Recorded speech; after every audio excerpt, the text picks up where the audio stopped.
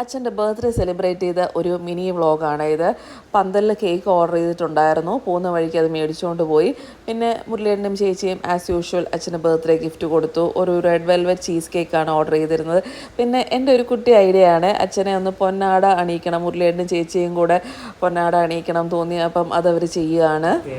Happy birthday to you. Happy birthday to you. Happy birthday dear Acha. Happy birthday to you. May God bless you dear.